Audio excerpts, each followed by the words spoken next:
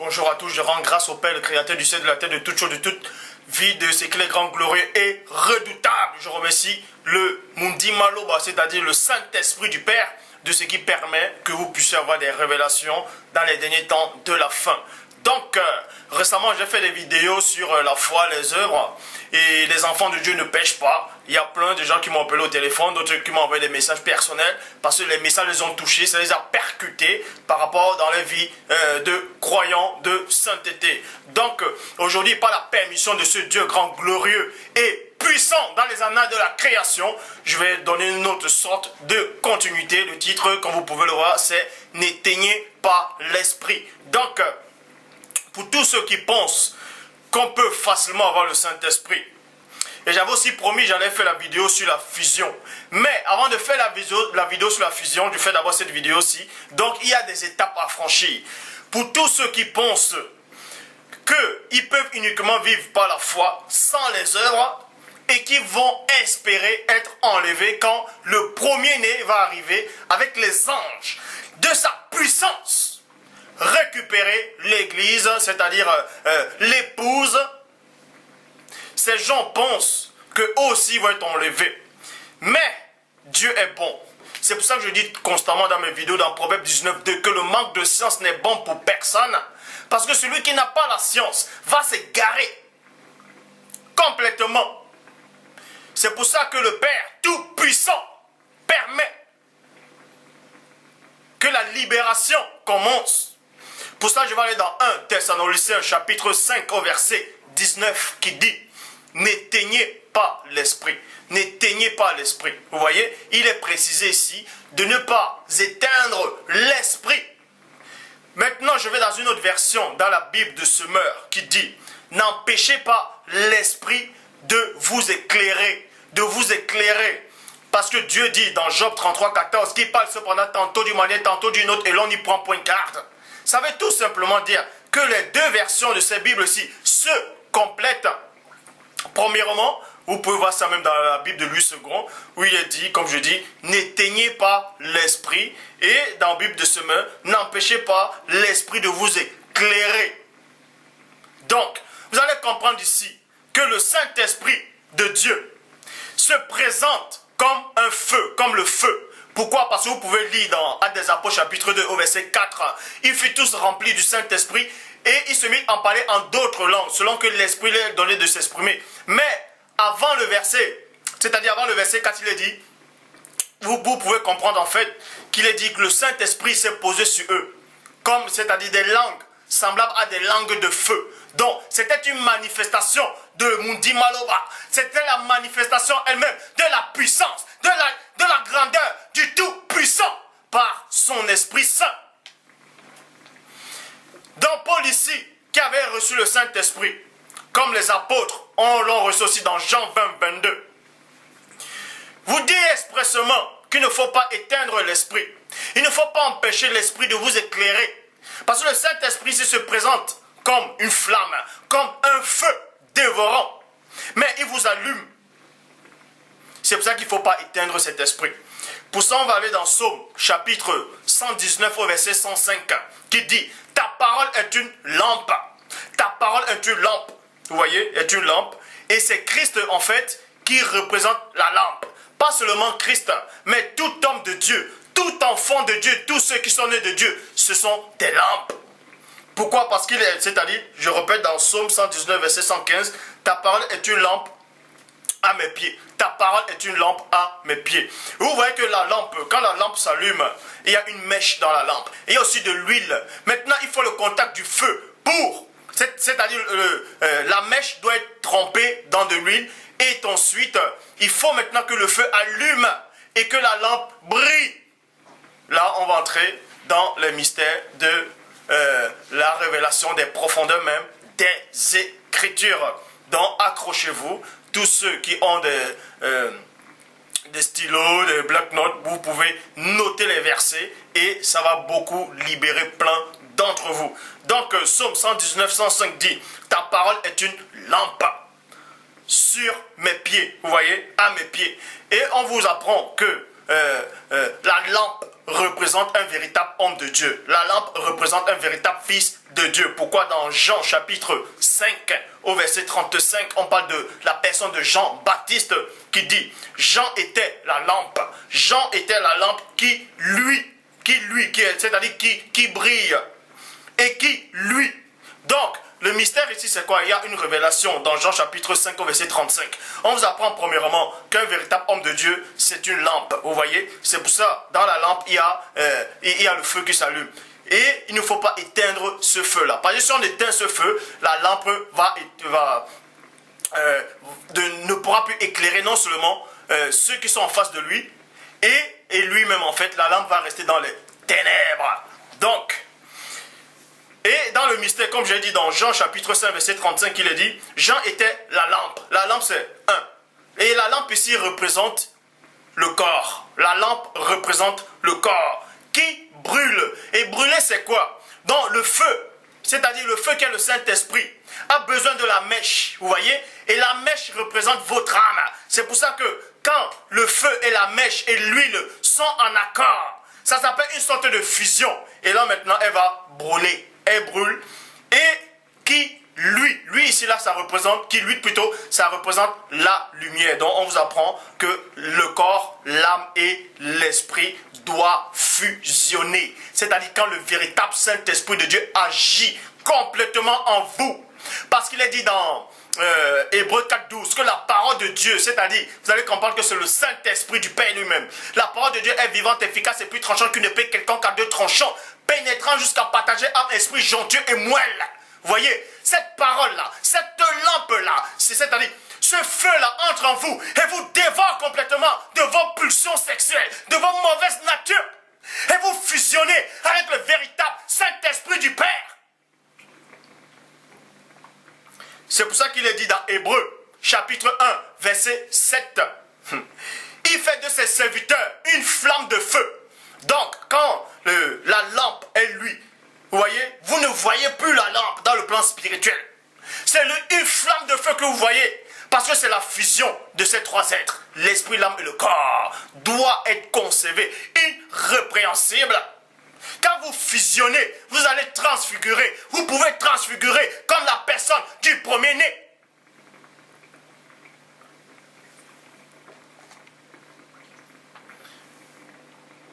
Dans tout ce que je viens de dire, en fait, par l'Esprit du Père, c'est l'introduction.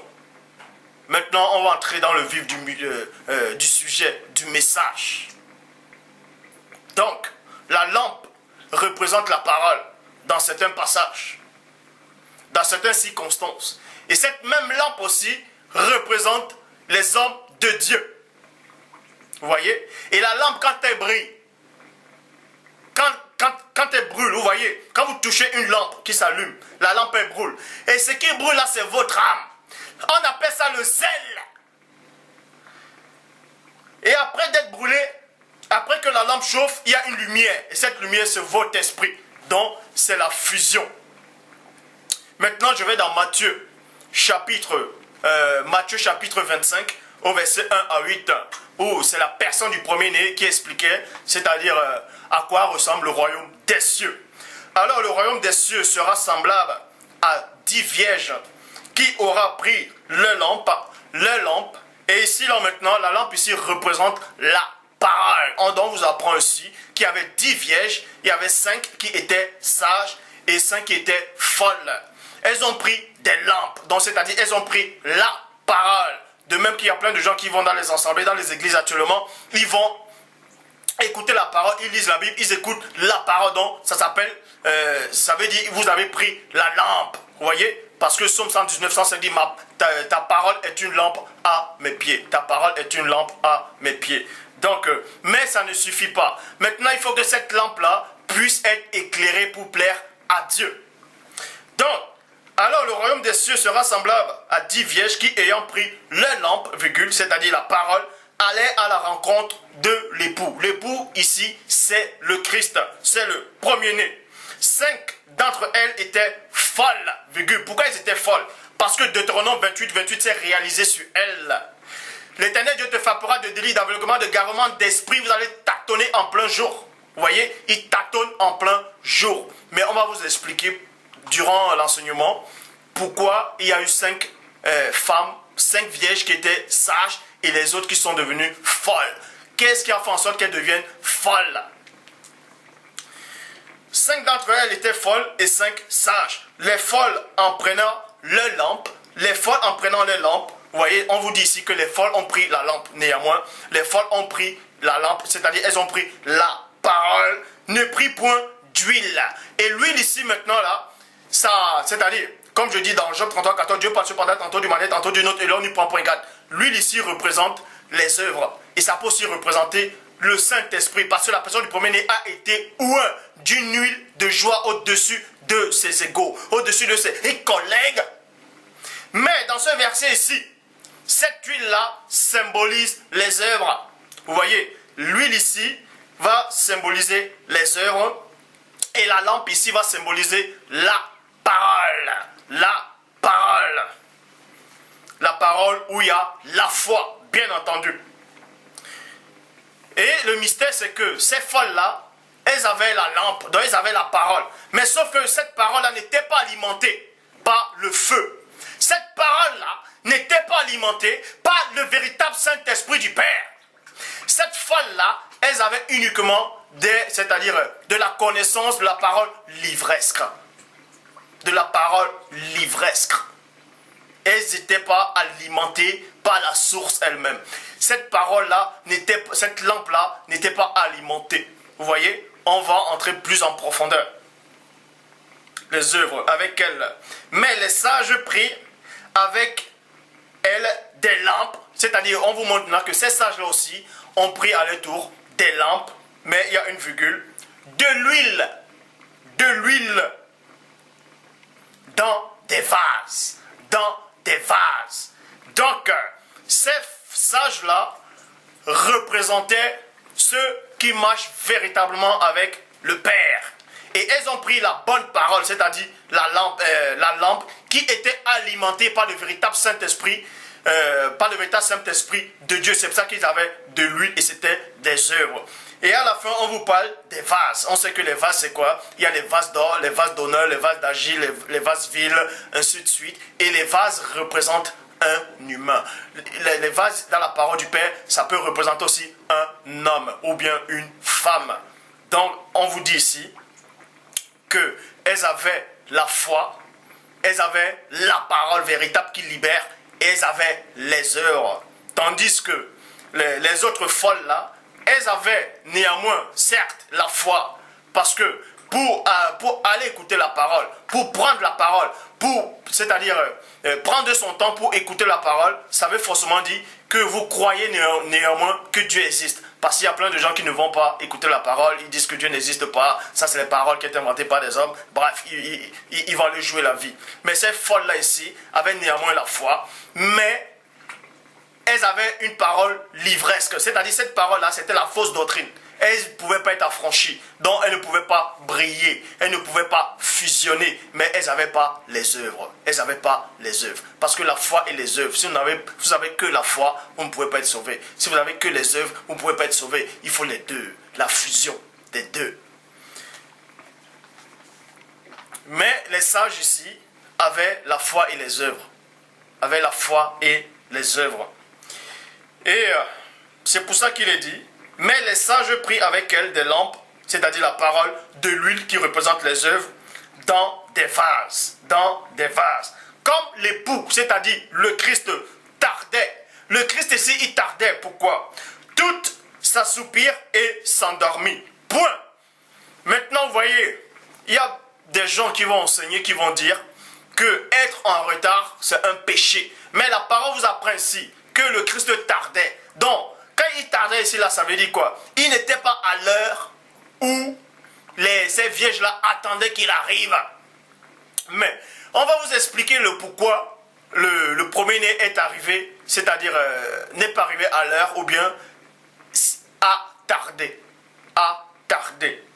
Pour ça, vous regardez cela, la réponse dans Matthieu chapitre 24 au verset 44 qui dit: c'est pourquoi vous aussi tenez-vous prêts, car le Fils de l'homme viendra à l'heure où vous n'y penserez pas. Donc ça veut dire, que quand ces folles-là attendaient la venue du Christ, attendaient la venue du premier-né, attendaient l'enlèvement, Christ ne venait pas. Mais quand elles ont dormi, ce sommeil-là, ça symbolise quoi? Le sommeil-là symbolise uniquement que quand Christ viendra, elles ne sauront pas que Christ est là. C'est-à-dire, elles ne sauront pas le moment où Christ viendra. Donc, à tous ceux qui enseignent, qui disent que l'enlèvement est imminent, faites attention. Je parlerai aussi de l'enlèvement, comment ça va se produire l'enlèvement en détail, parce qu'il y a d'autres qui disent que pendant l'enlèvement, un pilote peut être dans l'avion, il disparaît. Si le pilote, c'est un croyant et qui marche avec Dieu, il disparaît. Et il y aura des dégâts, l'avion va tomber. Mais vous ne devez pas quand même ignorer que même si le pilote disparaît du cockpit, il y a quand même le pilotage automatique. Hein? Bref. Et aussi dans les voitures, dans les autoroutes, quand les gens, ceux qui conduisent peut-être, s'ils sont des bons croyants, quand l'enlèvement arrive, ils vont disparaître. Bon, il y aura des accidents sur autoroute un peu partout. Mais nulle part la parole ne parle de ça. Nulle part la parole ne parle de ça. C'est donc le pourquoi je vais dans le verset 6 à 8 de Matthieu 25 qui dit « Au milieu de la nuit, on cria, voici l'époux, allez à sa rencontre, et toutes ces vierges se réveillèrent et préparèrent les lampes. Les folles dirent aux sages, donnez-nous de votre huile, car nos lampes s'éteignent. Car nos lampes se teignent. » Maintenant, vous voyez, il existe plusieurs traductions des Bibles.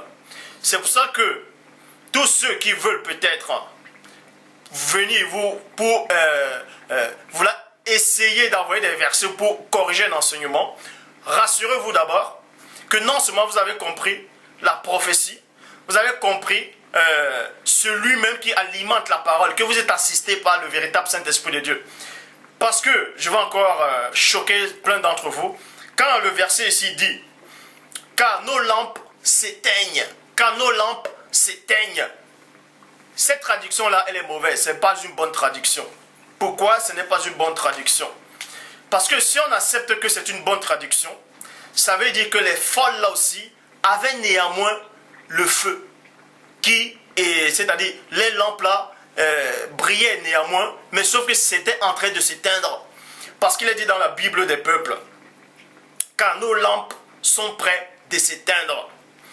Bible du semeur, car nos lampes sont en train de s'éteindre. Dans plusieurs versions, vous voyez cela, et je dis, cette traduction-là, elle n'est pas bonne. Parce que si on accepte cette traduction, que la lampe est en train de s'éteindre, ça veut tout simplement dire que elles ont néanmoins les œuvres et elles ont le Saint-Esprit. Parce que seul le Saint-Esprit alimente la parole. Et quand elle alimente la parole, la lampe, elle s'allume. Et comment se fait-il que vers la fin, on vous apprend que ces folles-là, elles n'ont pas réussi à entrer dans le royaume des cieux. On a fermé les portes. Christ dit, je ne vous connais pas. Dieu ne peut pas mettre quelqu'un dehors si la personne a le Saint-Esprit en lui. Il faut que le Saint-Esprit sorte complètement de la personne pour que la personne ne puisse pas entrer. Donc en cela, je dis, cette traduction-là, elle n'est pas bonne. La bonne traduction dit, dans la traduction Abbé Riel, qui dit, nos lampes sont éteintes. Nos lampes sont éteintes. Donc, on vous apprend ici qu'elles ont néanmoins la parole, mais elles n'ont pas le Saint-Esprit. Elles ont la parole livresque, elles n'ont pas les œuvres, elles n'ont pas le Saint-Esprit. Elles ont attristé le Saint-Esprit par les œuvres. Elles ont attristé le Saint-Esprit par les œuvres. Donc, tous ceux qui pensent que seule la foi sauve, c'est complètement faux. C'est une doctrine occulte. Parce que Jacques 2, 19 dit, tu crois qu'il y a un seul Dieu. Croire, c'est avoir la foi. Tu crois qu'il y a un seul Dieu, tu fais bien. Mais ça ne suffit pas. Le démon le croit aussi. Mais lui, il tremble. Veux-tu savoir, ô homme vain, sans intelligence, sans sévère, que la foi et les œuvres, c'est-à-dire la foi sans œuvre, elle est vaine? Vous voyez, donc les deux doivent être ensemble. Verset 11 à 12 dit, plus tard, les autres vierges virent plutôt et dit deux points, Seigneur, Seigneur, ouvre-nous. Mais il répondit, je vous le dis en vérité, je ne vous connais pas. Je vous le dis en vérité, je ne vous connais pas. Parce que les lampes s'étaient complètement éteintes. Dans toutes les versions qui disent que les lampes sont en train de s'éteindre, c'était mal traduit, c'est pas bon. La bonne version dit, les lampes se sont éteintes. Parce que quand c'est éteint, il n'y a plus de Saint-Esprit. C'est pour ça que la parole, comme j'ai lu au début, dans 1 Thessaloniciens, chapitre 5, verset 19, n'éteignez pas l'Esprit. Parce qu'ils avaient déjà éteint l'Esprit par les mauvaises œuvres. Par les mauvaises œuvres, le Saint-Esprit s'est retiré. Il est parti complètement. Et eux, ils sont restés avec la sensation. Ils sont restés avec la sensation. C'est ça la différence entre avoir le Saint-Esprit et avoir une sensation. La sensation, c'est quoi? C'est que vous pensez que ce que vous avez en vous est toujours en vous. C'est ce qui est arrivé à Samson. Quand Samson s'est couché sur les pieds, sur Dalila, il avait déjà, c'est-à-dire, il avait livré son secret. En livrant son secret, il a éteint l'esprit, c'est-à-dire l'esprit est sorti de lui. Dieu s'est retiré complètement de lui. Et quand il s'est levé, quand on a dit Samson, lève-toi, les Philistins viennent te chercher, la parole dit quoi? Il dit qu'il va s'en sortir comme les autres fois. Mais il ne savait pas que Dieu s'était retiré de lui. Il ne savait pas qu'il avait attristé le Saint-Esprit. Il ne savait pas que le Mundimaloba était déjà parti de lui. Donc, il a ressenti une sensation. C'était la sensation. Il croyait qu'il était toujours aussi puissant. C'était une sensation. Et la plupart de ceux qui se disent chrétiens maintenant ressentent des sensations. Ressentent des sensations. On va entrer plus en profondeur. Et vous allez comprendre le mystère, c'est quoi? C'est que après cette vidéo-ci, si Dieu le veut, je ferai, c'est-à-dire la série sur le gâteau, la totalité, la finition de la foi, les œuvres d'être sauvé, tout ça là. Le titre de la vidéo, ça va être la fusion. La fusion. Donc avant la vidéo de la fusion, le mystère c'est quoi? Celui qui ne fusionne pas, si vous ne fusionnez pas avec votre être, l'esprit, l'âme, le corps, vous n'allez jamais, je dis bien, je répète et je pèse mes mots, vous n'allez jamais être enlevé. Jamais être enlevé. Que vous soyez dans la tombe ou dans le séjour des morts, ou bien vous soyez conscient quand le Christ va revenir, tant que vous n'avez pas fusionné, vous ne pourrez pas être enlevé. Et quand vous ne fusionnez pas, vous ne pouvez pas avoir le Saint-Esprit. Pour ça, on va donner les versets qui approuvent cela. Mais il répondit, 2 points. Je vous le dis en vérité, je ne vous connais pas. Matthieu chapitre 7, au verset 21 à 23 dit, ceux qui me disent, Seigneur, Seigneur, n'entreront pas tous dans le royaume des cieux. Ceux qui disent Seigneur, Seigneur, c'est ceux aussi, je peux dire, qui ont la foi. Parce que celui qui ne croit pas en Dieu, je ne vois pas pourquoi il va se mettre en genoux ou bien debout, peu importe, il va commencer à prier Dieu. Il faut avoir la foi que Dieu existe pour l'invoquer déjà premièrement. Mais ici, la personne du premier dit ici qu'au dernier temps, il y aura des gens qui viendront, qui vont dire Seigneur, Seigneur. Vous voyez? Parce que c'était la foi. Plusieurs me diront, et non tous me diront, mais plusieurs me diront, en ces jours-là, 2 points. Seigneur, Seigneur, n'avons-nous pas prophétisé à ton nom?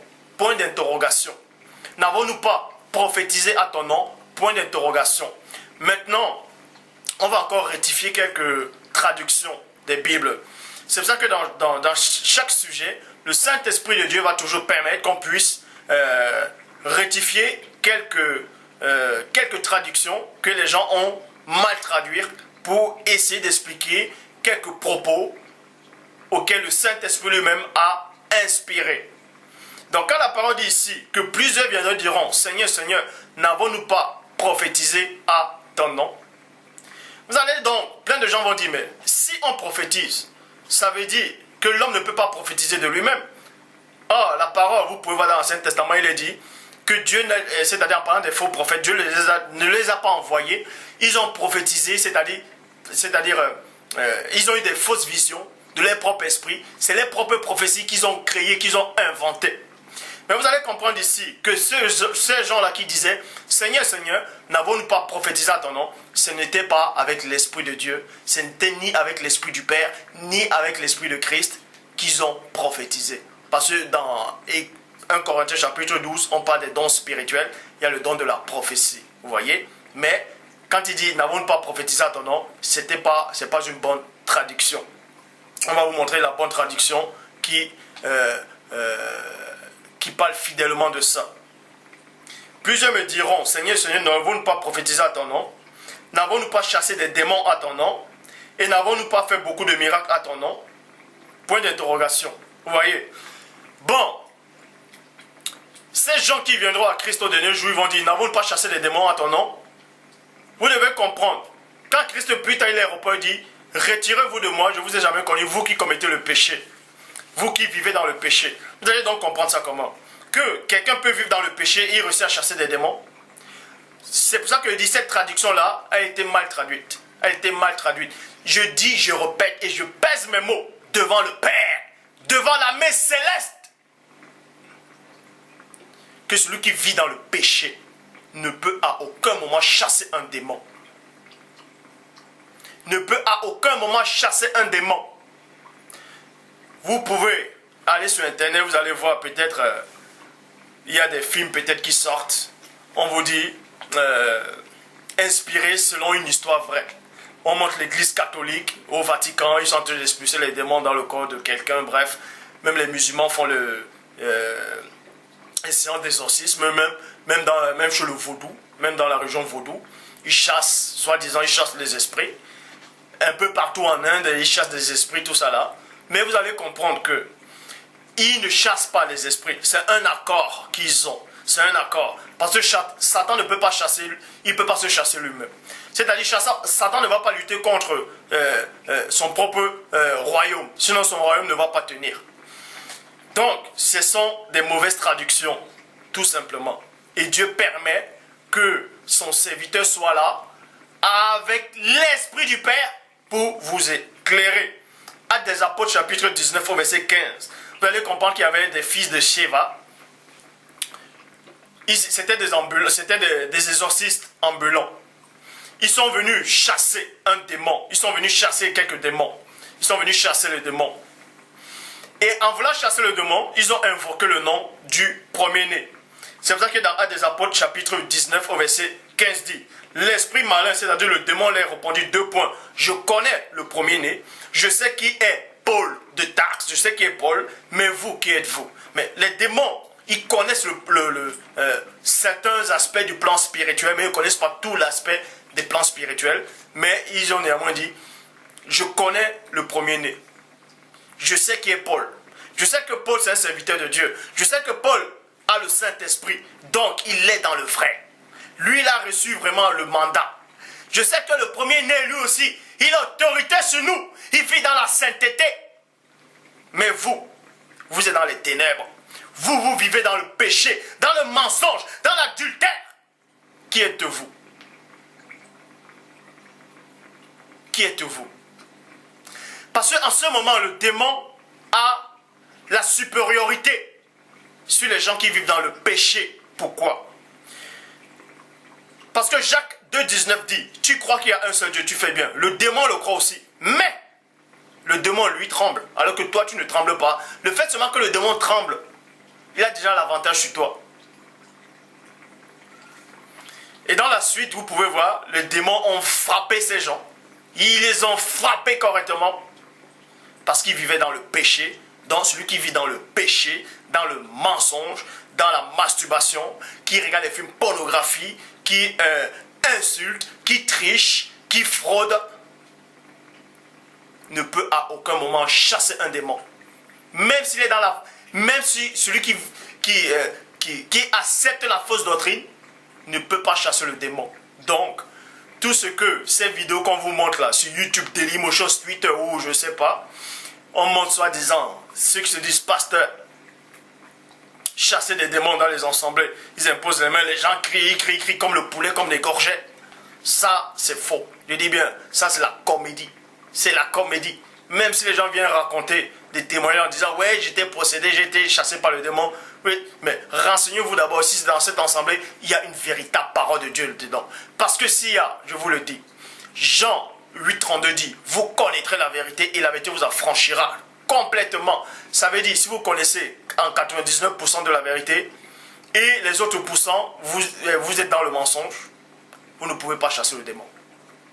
Vous devez être net devant le Père. Vous devez être propre. Vous devez être saint, sanctifié par le Père lui-même pour pouvoir chasser le démon. Je dis bien pour pouvoir chasser le démon. Donc, tous ces gens ici qui vont aller au dernier jour, ils ne vont pas dire, Seigneur, Seigneur, n'avons-nous pas chassé les démons à ton nom? Parce qu'à aucun moment, ils n'auront pu chasser les démons. C'était une mauvaise traduction. On va vous donner la bonne traduction maintenant. La bonne traduction dit, en ce jour-là, bien des gens me diront, deux points, Seigneur, Seigneur, n'est-ce pas par ton nom que nous avons prêché et non prophétisé, mais prêché. Prêcher la parole, ce n'est pas prophétiser. Prêcher, ce n'est pas prophétiser. On prêche la parole, ce n'est pas une prophétie. Prophétie, c'est quoi? On prophétise des choses qu'on n'a pas encore vues. On prophétise des choses qui vont arriver. Alors qu'on prêche ce qu'on connaît. On prêche ce qui est marqué. On prêche la parole du Père. On prêche le royaume de la repentance. On prêche le message de l'évangile. Et c'est ce qui arrive actuellement. Vous voyez ceux qui se disent pasteurs chrétiens. Ils vont coucher avec les femmes mariées. Ils vont coucher avec des sœurs qui ne sont pas mariées. Mais néanmoins, derrière, ils vont aller prêcher la parole. C'est ces gens de personnes qui viendront au dernier temps. Seigneur, mais j'ai évangélisé. Seigneur, j'ai prêché. En ce jour-là, plein de gens me diront, bien des gens me diront, Seigneur, Seigneur, n'est-ce pas à ton nom que nous avons prêché? Et n'en-nous pas chassé les contradictions et non les démons, mais les contradictions? Parce qu'il y a maintenant, vous voyez aussi, il y a plein de gens qui vont vous l'a dit, ah, l'autre frère est dans l'erreur. Il est en train de contredire la parole, il est en train de contredire le Christ. On va faire des vidéos, bien, on va le contredire. Et ces gens-là viendront de nos jours. Mais Seigneur, mais j'ai contredit l'autre qui a égaré ton peuple. Le Seigneur dira, mais toi, t'es qui d'abord? Est-ce que je t'ai envoyé le contredire? Est-ce que je t'ai envoyé? Toi, je ne te connais pas. Tu vis dans le péché. Vous voyez? Tu vis dans le péché. Nous avons chassé les contradictions à ton nom, point d'interrogation. Et nous avons fait beaucoup de miracles à ton nom. Nous avons fait beaucoup de miracles à ton nom. Maintenant, plein de gens pourront se poser la question en disant, mais comment on peut faire des miracles au nom du Christ alors qu'on n'a pas Christ? C'est tout simple. C'est tout simple. Apocalypse chapitre 16 au verset 14 dit, car ce sont des esprits de démons qui font des miracles. Ce sont des esprits de démons qui font des miracles. Il y a plein de ceux que je dis encore, de ceux qui sont autoproclamés pasteurs, révérends, bishops, maréchal, qui n'ont pas de connaissances, qui disent, ça j'entendais ça auparavant et ça me faisait rigoler, ils disaient que le démon ne peut pas prononcer le nom du Christ. C'est-à-dire ce nom-là qu'on vous a donné dans les nouvelles traductions de Jésus. Que le démon ne peut pas prononcer ce nom. Bon, posez donc la question à ces soi-disant messagers de Dieu. Que à chaque fois, quand Christ voulait chasser les démons, qu'est-ce que les démons disaient? Les démons prononçaient le nom du Christ et ils disaient, tu es le Fils du Dieu vivant. Es-tu venu nous tourmenter avant le temps? Actes des Apôtres chapitre 19 au verset 15 dit la même chose. L'esprit malin, c'est-à-dire le démon répondu, je connais que le premier-né. Donc il a dit, je connais ce nom-là. C'est-à-dire il a prononcé ce nom. Et plein de gens disent que le démon ne peut pas prononcer ce nom. Tous ceux qui vivent dans le péché et qui font, soi-disant, s'ils font même le miracle, ce n'est pas par l'Esprit de Dieu. C'est le démon qui est en eux qui font le miracle. C'est le démon. Je dis bien, c'est le démon. Verset 23 de Matthieu 7. Alors, je les dirai ouvertement, je ne vous ai jamais connu. Éloignez-vous de moi, vous qui pratiquez le péché. Vous qui pratiquez le péché. Vous qui pratiquez le péché. Et dans d'autres versions, par rapport à vous qui pratiquez le péché, c'est quoi? C'est dans Bible de l'épée, vous qui pratiquez la fraude. Et maintenant, la fraude, c'est quoi? C'est qu'il y a plein de gens qui veulent des appartements, qui veulent des studios, qui veulent de F3, F4, F5, qui veulent des maisons. Ils ne touchent pas assez dans leur boulot, peu importe. Ils vont trafiquer des fiches de paie. Ça s'appelle la fraude. C'est-à-dire que vous êtes dans le péché. Vous dites que non, Dieu va me comprendre. Dieu ne vous comprend pas. Dieu ne vous comprend pas. Parce que vous doutez que Dieu peut vous donner une maison ou bien un F5 ou un F4, peu importe. Vous allez, ça s'appelle la fraude. Vous avez fraudé, vous avez menti consciemment. Ça s'appelle la fraude. Donc, quand vous fraudez directement, vous êtes dans l'erreur. Et il y a aussi plein de gens, peut-être, qui veulent venir en Europe, qui veulent venir soit en Europe, soit aux États-Unis, bref, pour voyager, ils vont frauder. C'est-à-dire, ils vont changer les âges. Ça s'appelle la fraude. Ils vont modifier l'âge, ils changent même le nom pour passer. Ils sont obligés de mentir pour prendre l'avion. Et quand ils viennent en France, en Europe, peu importe, ils font encore tout pour reprendre leur identité d'avant. Ça s'appelle la fraude. Vous avez menti. Tous ceux-là qui prennent des passeports des gens, des papiers des gens pour aller travailler, et au boulot on dit, est-ce que vous dites oui, c'est le mensonge, c'est la fraude. Tous ceux-là, que ce soit hommes ou femmes, dans le monde entier, vous qui me regardez actuellement, tous ceux qui quittent les pays d'origine d'une manière frauduleuse, Dieu ne prend pas plaisir à ça. Le péché, c'est le péché. Point barre. Le péché, c'est le péché. Tous ceux qui viennent ici en Europe, c'est-à-dire, ils passent par un visa, peut-être un visa de 2 mois ou 3 mois, peu importe, et ils vont peut-être draguer des femmes, une jeune fille, on les présente des femmes, va, marie-toi avec cette femme-là, le mariage blanc, pour avoir un enfant, et ensuite on te donnera les papiers, et tu vas divorcer, tu vas prendre la femme que tu as laissée peut-être au pays, tu vas la ramener quand ta situation va être rétablie. Ça, c'est un péché, c'est une fraude. Le mariage blanc, c'est une fraude. Vous êtes en train de mentir. C'est une fraude. Le mariage est sacré. Le mariage blanc ne plaît pas à Dieu. Tous ceux qui viennent peut-être, qui vont dire, ils vont peut-être prendre l'avion. Ils vont dire non. Ils font des faux documents en disant non, je m'en vais travailler pour une société pour 2 semaines, alors qu'ils savent qu'ils ne viennent pas pour une société, ils viennent pour rester, pour avoir des papiers. C'est le mensonge, c'est la fraude. Et en ce moment, ces gens, ils disent non, Dieu va me comprendre. En ce moment, ceux qui changent l'âge, on vous demande votre âge, vous avez quel âge? Peut-être si vous avez je vais peut-être prendre 40 ans ou 50 ans. Vous changez l'âge, vous mettez peut-être 30 ans. Et on vous dit, plus tard on vous dit vous avez quel âge, vous avez dit 30 ans. Mais en disant 30 ans, il y a en vous quelque chose qui vous ronge. Vous savez que vous êtes en train de mentir. Donc, quand vous mentez, c'est que vous n'êtes pas dans la lumière. Vous êtes en train de mentir. Le péché, c'est le péché. Le péché, c'est le péché. Tu ne mentiras pas. Tu ne mentiras pas. Et la parole de Christ dit ici que retirez-vous de moi, je ne vous ai jamais connu, vous qui commettez la fraude. Vous qui commettez la fraude. Et à chaque fois que vous prenez les bus, pour ceux qui n'ont pas de voiture, qui prennent les bus, qui ne payent pas les cartes, ou bien les tickets de bus, qui vont frauder le bus, c'est le mensonge, c'est la fraude. C'est un péché. Pour tous ceux qui vont prendre des métros, qui fraudent, qui sautent derrière l'autre, c'est de la fraude. Point barre. C'est de la fraude. Donc tous ceux qui veulent des appartements, comme je le dis, qui veulent venir en Europe, ou aux États-Unis, ou peu importe dans le monde, et qui usent de tromperie, ils disent, ah, j'ai un réseau, on va changer ton nom, ou bien j'ai un frère là-bas qui me ressemble, je vais lui envoyer mon passeport. Et il va voyager avec mon passeport. Quand le président dit c'est vous, oui, vous êtes en train de mentir. Vous êtes en train de mentir. Et vous voyez ces gens quand ils arrivent, et c'est ces gens-là qui vont à l'église tout le temps, ils se mettent à prier, par la grâce de Dieu, je suis venu.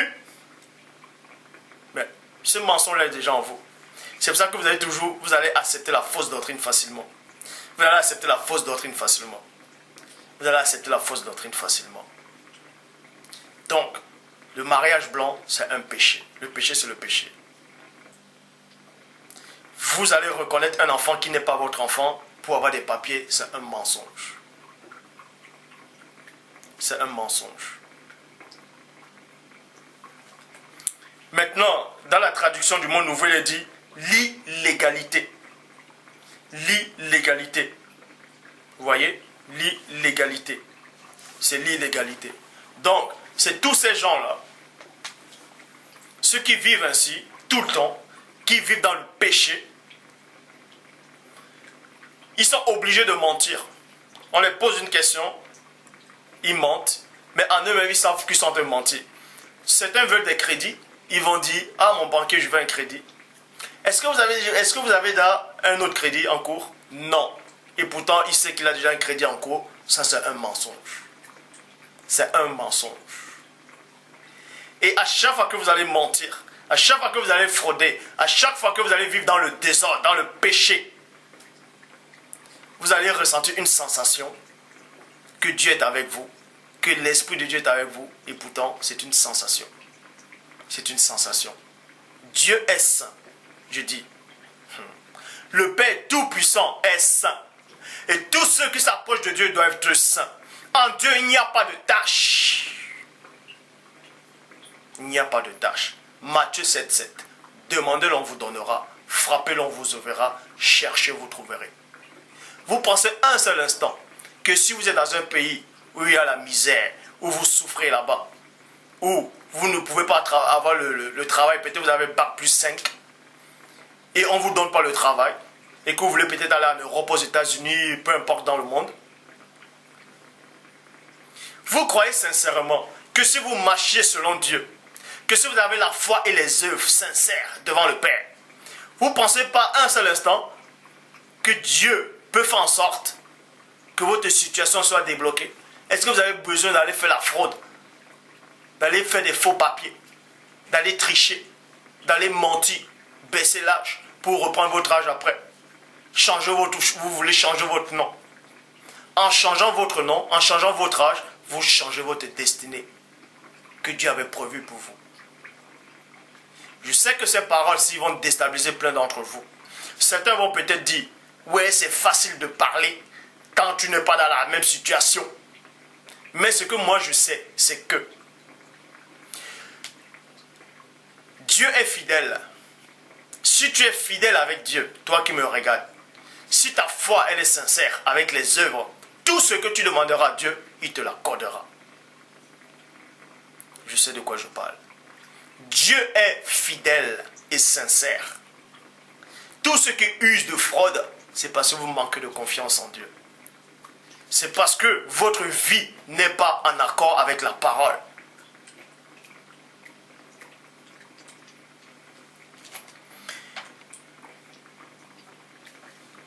Parce que votre vie n'est pas en accord avec la parole. Donc, maintenant vous voyez, il y a des gens qui disent que non, on peut avoir le Saint-Esprit et vivre dans le péché. On n'a plus besoin d'œuvres. C'est la foi qui compte. On a le Saint-Esprit, on est scellé. Donc on est scellé, c'est pour la vie éternelle. Donc ce que Dieu a scellé, quelqu'un ne peut plus le déceler. Mais ça, c'est votre opinion à vous. C'est votre pensée à vous. C'est votre compréhension à vous. C'est parce que vous vivez dans le péché que vous pensez ainsi. Mais la parole de vérité me dit, dans Ésaïe chapitre 6 au verset Ésaïe chapitre 63 au verset 10 me dit, mais ils ont été rebelles, virgule, et ils ont attristé son Saint-Esprit, et il, c'est-à-dire Dieu, est devenu leurs ennemis, virgule, et il a combattu contre eux. Donc, quand vous vivez dans le péché, dans le mensonge, dans la fraude, de tout ce que je vais d'énumérer là, quand vous vivez dans la fausse doctrine, Dieu se retire complètement. C'est-à-dire le Saint-Esprit se retire de vous. Le Saint-Esprit, il n'est pas avec vous. Et quand vous allez aller prier à chaque fois, ou il y a d'autres qui vont prier, ils vont prier, il va dire, mais je ne ressens rien, je prie mais je ne ressens rien. Je prie mais Dieu ne m'écoute pas. Pourquoi Dieu ne m'écoute pas? Il ne vous écoute pas parce que vous vivez dans le péché. Il ne vous écoute pas parce qu'il y a encore une idole qui vous empêche d'aller vers Dieu. Il ne vous écoute pas, il vous écoute pas parce que vous avez encore un péché mignon que vous aimez. Vous êtes amoureux d'un péché. C'est ce péché-là qui empêche au Saint-Esprit de donner le pouvoir à votre esprit. Vous voyez des gens qui vont prier, ils vont dire je ressens rien. Je prie mais Dieu ne m'écoute pas, Dieu ne m'aime pas.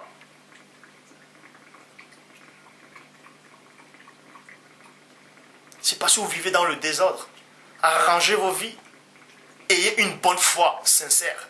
Et dans cette foi-là, il doit y avoir l'amour. Il doit y avoir la compassion. Il doit y avoir la confiance. Et les œuvres.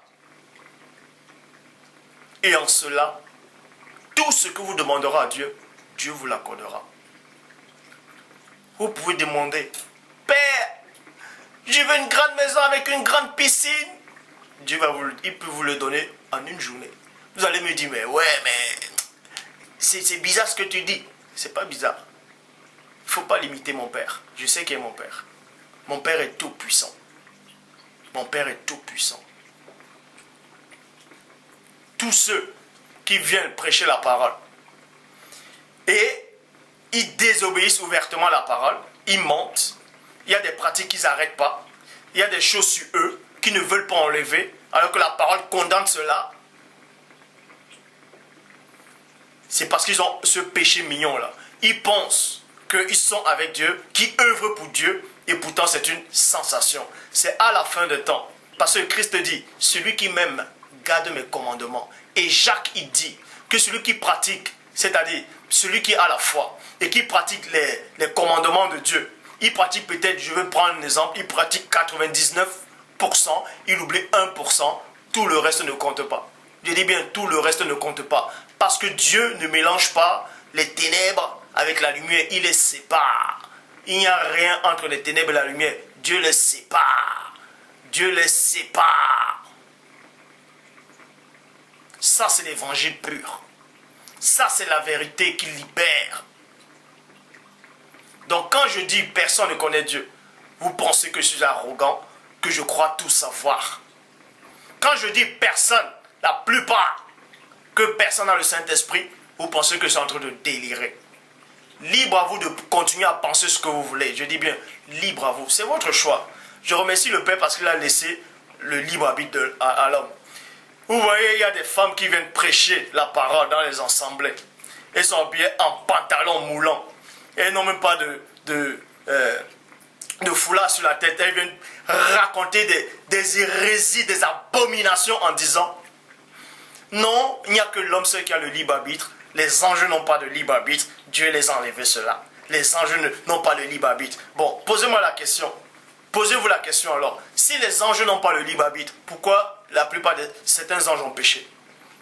Pourquoi ils ont péché? Si tous les anges n'ont pas le libre arbitre, pourquoi il y a un tiers qui ont péché? S'ils n'avaient pas le libre arbitre, ils n'allaient pas pécher.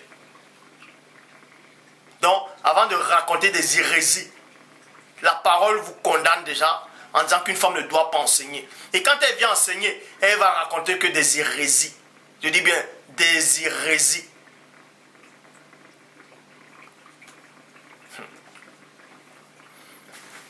Éphésiens chapitre 4 verset 30. Il y a plein qui dans ce verset. Il dit, vous voyez, Éphésiens chapitre 4 verset 30. N'attristez pas le Saint-Esprit de Dieu, par lequel vous avez été scellés. Par lequel vous avez été scellés pour le jour de la rédemption. Et Bible second 21 dit, par lequel vous avez, c'est-à-dire, scellé ici là, on remplace ça dans la Bible second par l'empreinte. Et dans d'autres versions on dit le sceau. Empreinte pour le jour de la délivrance. Pour le jour. Il est bien dit que ceux qui marchent véritablement, qui respectent, je dis bien à 100% les commandements de Dieu. Certains vont dire, ouais, on ne peut pas respecter à 100%, c'est trop dur. La parole me dit dans Deutéronome que les paroles, les lois que Dieu te prescrit, tu ne vas pas dire, mais c'est dans le ciel qui va aller nous chercher cela, c'est de l'autre côté de la mer qui va aller, c'est dans ton cœur. C'est dans ton cœur. Si tu marches avec Dieu, si tu as confiance en Dieu, Dieu va te donner le pouvoir. Parce que le Christ lui-même dit, je vous dis dans Luc 10, 19, je vous ai donné le pouvoir de marcher sur les serpents et sur les scorpions et sur toute puissance de l'ennemi, rien ne pourra vous nuire. Ça veut dire que si vous n'arrivez pas à respecter un commandement, vous êtes esclave du péché. Ceux qui sont en Christ, c'est-à-dire on fait périr les natures pécheresses. Et c'est Christ maintenant qui doit vivre en vous. Mais posez-vous la question, si Christ vit en vous, comment se fait-il que vous êtes encore dominé par un péché? Ça veut dire que si Christ est en vous, lui aussi il est dominé par ce péché. Donc faites très attention. faites très attention. La parole dit ici que ceux qui marchent véritablement avec le Père, ils ont reçu un gage, ils ont reçu une marque, ils ont été scellés par le Saint-Esprit pour le jour de la délivrance totale. Ça veut dire que tant que ce jour n'est pas encore arrivé, on peut vous l'enlever. On peut vous enlever le Saint-Esprit. C'est pour ça qu'il est dit dans Ésaïe chapitre 63 verset 10.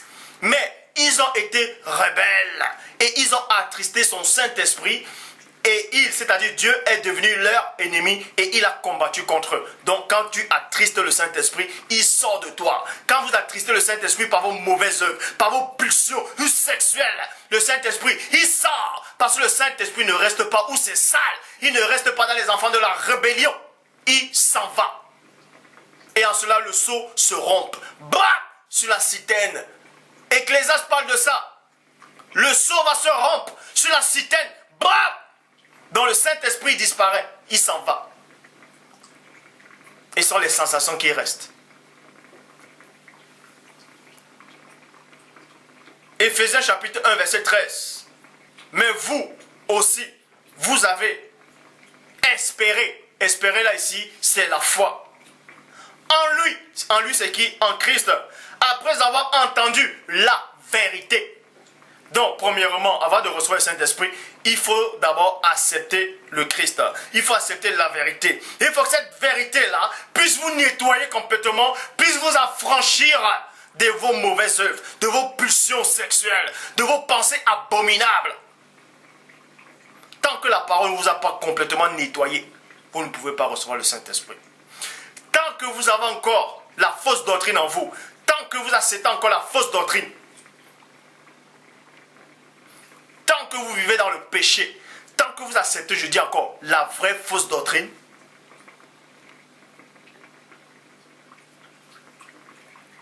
le Saint-Esprit ne peut pas habiter en vous.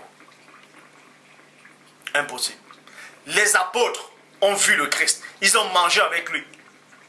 Ils l'ont côtoyé. Mais Christ a dit, à cause de cette parole, vous êtes purs. Mais ils étaient purs, mais ils n'avaient pas encore le Saint-Esprit. C'est dans Jean 20, 22 qu'ils ont reçu le Saint-Esprit. Parce que Christ les avait nettoyés complètement. Et il a fallu qu'il reste encore un moment avec eux pour les renettoyer encore.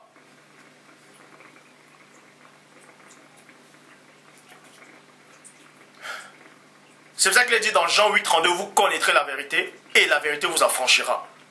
La vérité vous rendra libre. Quand on dit la vérité, c'est la vérité dans sa globalité totale. Donc, il n'y aura pas un petit mensonge. Le mensonge ici, ça représente la fausse doctrine. La doctrine de la dîme, du parler en langue, de foulard, le voile de la femme, de plein de choses en fait. Hein? L'ange de l'Éternel, c'est Dieu le Père. Melchisédek, c'est Dieu le Père. Melchisédek a eu une naissance. Il a eu une naissance. Il a eu un commencement, il a eu une fin. Vous avez lu des versions qui étaient mal traduites, qui n'ont ni commencement, ni fin, ni généalogie. Il y a des Bibles aussi, il y a d'autres versions qui parle aussi de Melchisédek, mais pas de cette façon, pas comme d'autres versions.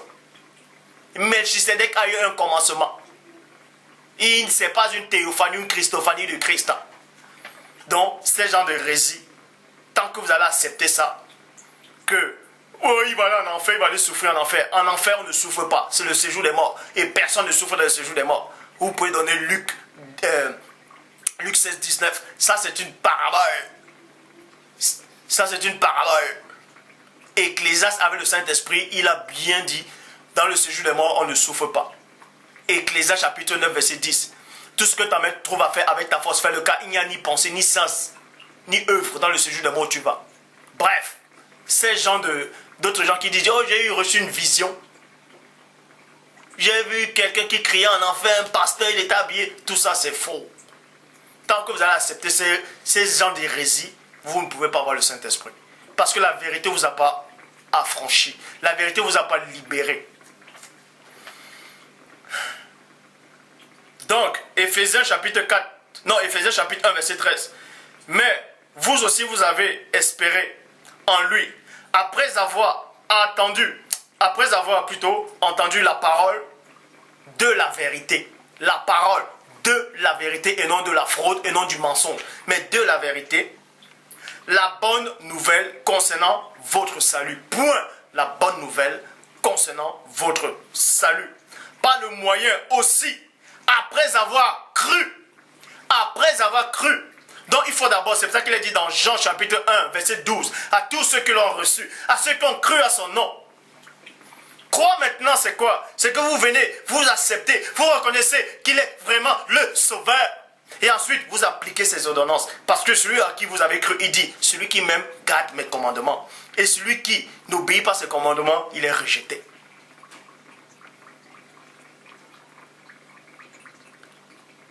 La bonne nouvelle concernant votre salut, par le moyen aussi, après avoir cru, vous avez été scellés de Saint-Esprit, de l'Esprit Saint, promis. Vous voyez? Donc pour être scellé du Saint-Esprit, il faut plus pécher. Il ne faut plus vivre dans le péché. Il ne faut pas ressentir des sensations. Il faut être affranchi complètement de la fausse doctrine, totalement dans sa globalité. Être nettoyé pour recevoir le véritable Saint-Esprit. Et là, ce n'est même pas encore l'étape de la fusion. Donc celui qui ne fusionne pas ne peut pas être enlevé, ne peut même pas plaire à Dieu. On n'est même pas encore à l'étape de la fusion.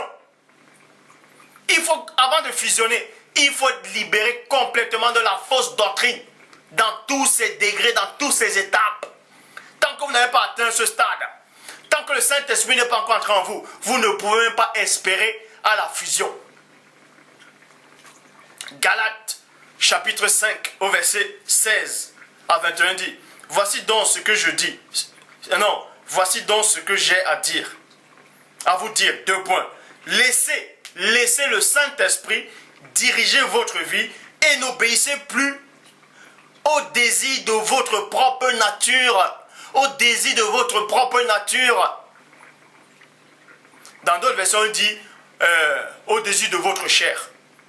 Mais ce n'est pas une bonne traduction quand on dit la chair a des désirs contraires à ceux de l'esprit. Pourquoi? C'est votre âme, votre nature qui a des désirs contraires à ceux de l'esprit.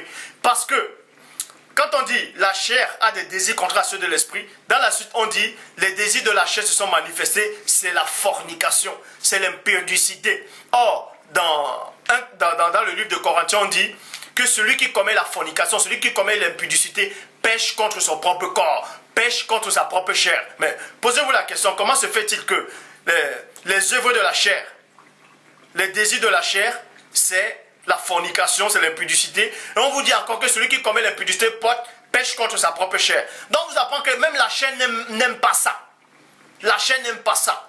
Donc, tant que vous n'êtes pas affranchi réellement par la vraie connaissance du Père lui-même, vous ne pouvez pas avoir le Saint-Esprit. Le Saint-Esprit vous aide pour atteindre la fusion. Et quand vous avez atteint la fusion, c'est en ce moment que vous pouvez être sauvé, que vous êtes sauvé.